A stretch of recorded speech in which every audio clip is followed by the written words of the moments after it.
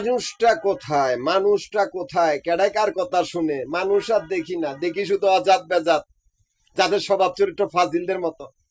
ফাজিলদের স্বভাব চরিত্র হয় সমগামীদের মতো, আর সমগামীদের বংশধর কোনো সময় বাঁচতে পারে না।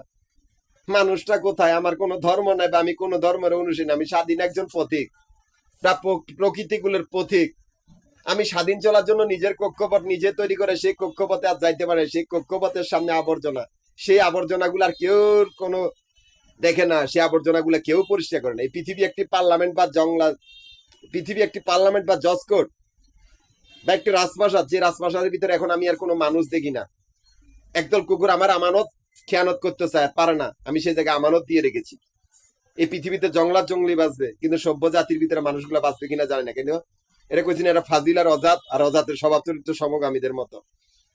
আমি ঢাকা, গাজীপুর, নারায়ণগঞ্জ এই তিনটা জেলা সমিতির প্রধান। এই তিনটা জেলা সমিতির অফিস মিরপুর, নবাবপুর, মতিঝিল। এই তিনটা জায়গার ভিতরে আমাদের আবাসিক বাড়িঘর বা হোটেলের ব্যবসা হিসাব করে এখান থেকে আমার অ্যাকাউন্ট চলিতেছে। অথচ মাফিয়া সেই কুত্তার দল, যারা ব্যাংকের ভিতরে, এই কুত্তার বাচ্চাগুলোর আস্তানা আমারই ক্যাশ কাউন্টার গুলার সামনে, আমারই ক্যাশ কাউন্টার গুলার সামনে, আমারই ক্যাশ কাউন্টার গুলার সামনে, আমারই সমিতির সদস্য গুলারে খুন করে, আমারই সমিতির কাগজপত্র গুলা চুরি করে, আমারই ক্যাশ কাউন্টার গুলার সামনে আস্তানা করে, যাতে আমি না যাই। এই মাফিয়া কুত্তার দলগুলো উল্টাপাল্টা কথা বলে অন্যের ব্যবসা প্রতিষ্ঠান দখল করার লাগা। মাফিয়া গ্রুপ যে তিনজন প্রধান, প্রথম জন আসমানের ব্যাংকের 12 নম্বর কয়েদি আশিক চৌধুরী, যার আত্মীয় স্বজন গুলো সারা পৃথিবীর ব্যবসায়িক মাফিয়া গ্রুপ, তারা সকলে ব্যাংকের কয়েদি। দ্বিতীয় নম্বর জমিনের ব্যাংকের 11 নম্বর কয়েদি, যার আত্মীয় স্বজন গুলো সারা পৃথিবীর রাজা বাদশা বা রাজনৈতিক দল, তারা জমিনের ব্যাংকেরই 11 নম্বর কয়েদি সবটি। তৃতীয় নম্বর প্রফেসর আশিক, যে পৃথিবীর ব্যাংকেরই 10 নম্বর কয়েদি, যার আত্মীয় স্বজন গুলো সারা পৃথিবীর ধর্ম ব্যবসায়ী বা সারা পৃথিবীর মাস্টারি করে। এই প্রফেসর আশিকের আত্মীয় স্বজন গুলাই পৃথিবীর ব্যাংকের কয়েদি। প্রফেসর আশিকও পৃথিবীর ব্যাংকের 10 নম্বর কয়েদি।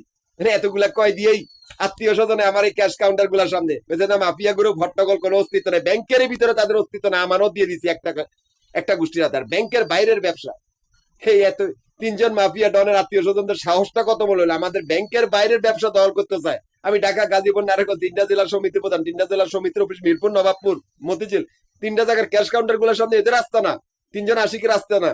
যারা উল্টাপাল্টা কথা বলে, উল্টাপাল্টা কথার মাধ্যমে অন্যের আমানত খেয়ানত করে, আমি তাদের কোনো অস্তিত্ব রাখি নাই। সেই জায়গাগুলোর ভিতরে আমি আমানত দিয়েছি, যাতে ওদের দেখলেই কল্লা কাটে। একটাই গোষ্ঠী, চতুর্পাশে আমানত এত বেশি যে তোদের মৃত্যুর বাহিনী আমি ওই জায়গাতে পুঁতে রাখছি।